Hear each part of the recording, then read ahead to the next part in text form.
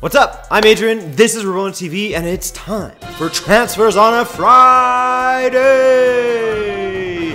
Deadline Day edition. We've got a lot of juice to get through, so hit that subscribe button if you're new around here, and let's get going. First off, a huge shout out to newly signed Luton Town striker Aaron Jarvis. He had a shift at Tesco's tonight, which he skipped, the bad man, to go and join his new team, sign those papers, but he almost didn't make it because of the traffic on the highway. But he made it in the end, so congrats to Aaron Jarvis. I don't know who he is, but I just like that story. Second, since I work full-time and have to record at night and then edit in the morning, and the transfer deadline is now-ish, things are still being announced. If there's anything I say that doesn't really make sense compared to what I write in the edit, you'll know why, because I wake up in the morning to edit and there's a whole bunch of new announcements, and then I have to go from there. So just keep that in mind while you're watching. Let's start with the big news, the biggest deal of the day, and the least surprising, as the young Kylian Mbappé finally gave in to the dark side and went to PSG. Right now, the deal is being reported as 180 million euros plus bonuses. I don't have much to say about this transfer. I'm just glad that it's over now. This has been talked about for so long this summer, and they dragged it out to the very end. So let's hear what Kylian Mbappé had to say, or at least his publicist. Quote, "It is with great joy and pride that I joined Paris Saint-Germain. I really wanted to be part of the club's project, which is one of the most ambitious in Europe." Read as, "I wanted a whole bunch of money and to play alongside Neymar." Fair enough to the latter. But honestly, best of luck to him. I hope that he gets the playing time that he needs, and I hate everything about this move. Another youngin that left their club was the prodigious talent of Jadon Smith, who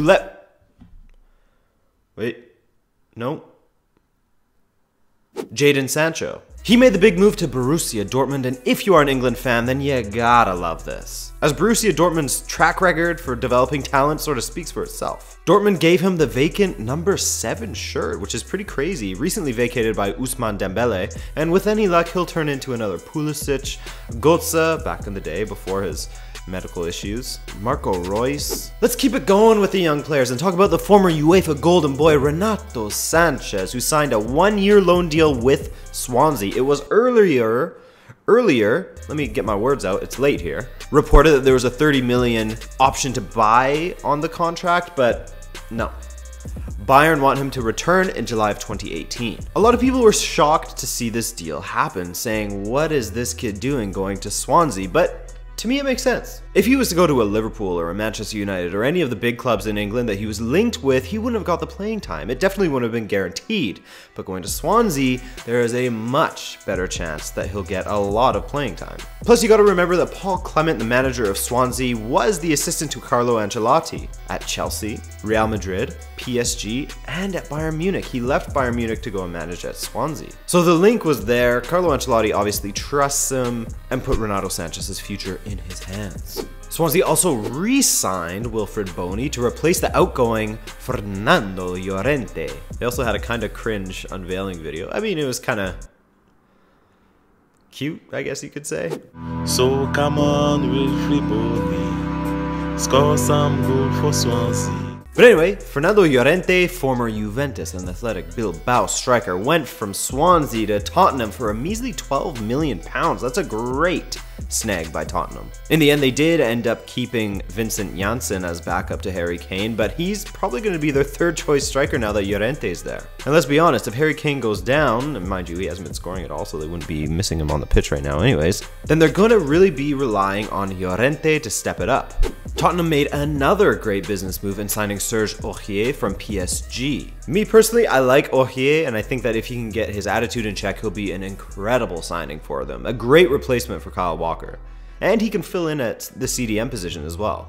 Not as good there, of course. Maybe not a good idea to play him in there in the Premier League. But as a right back, he's going to be incredible. My only question is, though, his attitude. If they can't get a handle on his attitude, then he could cause some problems in the locker room, which is never a good thing, especially with his Tottenham side that seems to be such a tight-knit group. He may have matured in the last few months, but hopefully he won't be a Sissoko tier signing. Alright, Liverpool. Not only did they sign Alex Oxlade-Chamberlain for 40 million, but they were also able to offload unused defender Mamadou Sakho to Crystal Palace for around 25 million. But to me, it bears the question, what are Liverpool doing to improve their defense? Are they really in a position where they can get rid of defenders? Well, I mean, in Sakho's case, he's not being used anyway, so you may as well get rid of him. Because, I mean, say what you will about Mamadou Sakho, but before he fell out with Klopp, he was playing pretty damn well for them. In that first season that Klopp arrived, he was one of, if not their best defender for a while. I mean, I think he's at least better than Dejan Lovren. And another player that Liverpool managed to get off their books for this seaon is Divock Origi. And this was necessary. I mean, with the pecking order now and the attacking options at Liverpool, swap those things I just said around.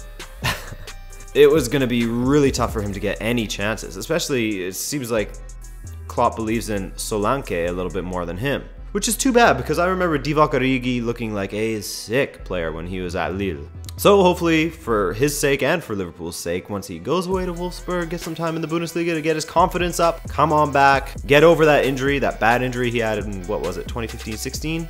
Get that completely off his mind because he hasn't been the same since then, really. And then start banging him in at Anfield. Here's the question that everyone's wondering. What the f*** is Arsenal doing? Seriously though, in July, Arsenal rejected a £10 million bid for Kieran Gibbs and decided that £52 million for Thomas Lemar is way too much. Transfer deadline day comes around, they sell Kieran Gibbs for £7 million. Well, that was a few days ago actually, and they bid £92 million for Thomas Lemar. It makes no sense. I don't understand how that club is run. It's beyond comprehension now. Also, letting Lucas Perez go out on loan back to his Deportivo makes a little more sense because they weren't playing him, but the question is, why aren't they playing him? When I saw him play last season, he looked decent.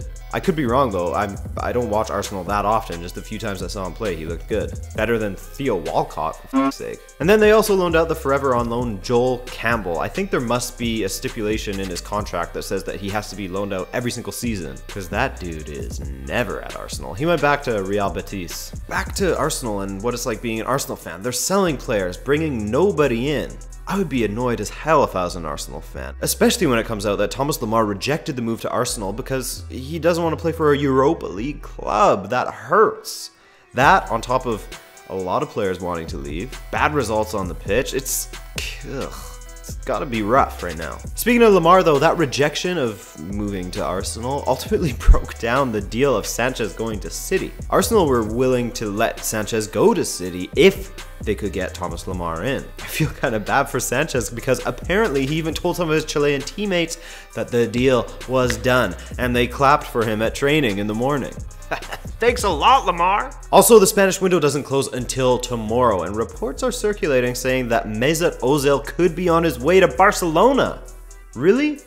Apparently they're in for Riyad Mahrez as well. Unfortunately, I won't be able to do a video for that tomorrow night, so you'll just have to catch me on Twitter, which if you don't follow me on Twitter, you should. I don't tweet often, but when I do, it's not that great. It's alright. In Italy, Lazio signed Portuguese winger Nani on loan, and to be honest, I'm not a big fan of Nani. Not at all. He's far too greedy. For every goal he scores, he blasts 32 shots over the bar, and he has the most hot and cold form on the planet, but regardless, good luck to him. It's interesting that Valencia didn't want to cash in on him and that they let him go out on loan. He's 30 years old now. I would have got my money for him. So, Nani signed with a team in the Serie A, and Chelsea went to the Serie A to find a new defender. From Torino FC named Davide Zappados. Man, another defender for Chelsea. Well, this one is a right back / right wing back, so he will be providing support for Moses and hopefully some competition for him. He's got decent pace, he's tall, he's 6'1", and he can whip a cross in. Only Alexandro, since January of 2016, has whipped in more successful crosses than Davide Zappacosta. So some people are saying that he could be another Alonso-esque defender for them, which would be pretty lethal. Also with Chelsea, Ross Barkley pulled the old, "Oh yeah dude, yeah, I'm so down to go out with you guys tonight. Yeah, I'll be there for sure."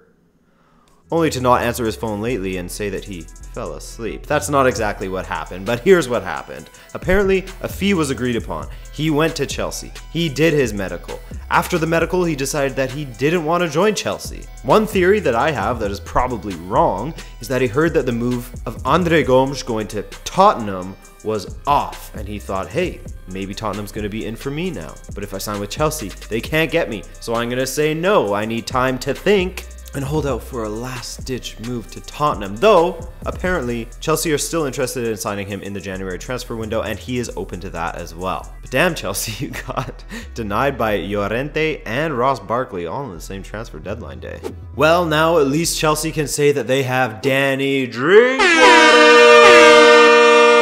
Who needs Ross Barkley when you got the Drinkwater? Danny's old team, Leicester, of course, brought in a couple of players on this transfer deadline day, as they brought in Adrian Silva from Sporting Lisbon and Alexander Dragovic. I know very little about Dragon Boy, besides that he's Austrian and there's a video of him hitting a politician. But I do know quite a bit about Adrian Silva, and I think that he's going to be a great signing for them and a natural replacement for Danny Drinkwater. He's great on the ball, great passer, and they will never miss a penalty again if they allow him to take them for them. But anyway, that will do it for today. Enjoy the closing of the Spanish transfer window. How did your team do in the window? Are you happy with who they brought in? Of course you're not. No one's ever happy with how their team does in the transfer window. You always want them to sign Lionel Messi or any other crazy signing. I appreciate you watching. Have an excellent weekend, and I will see you early next week for a weekend review.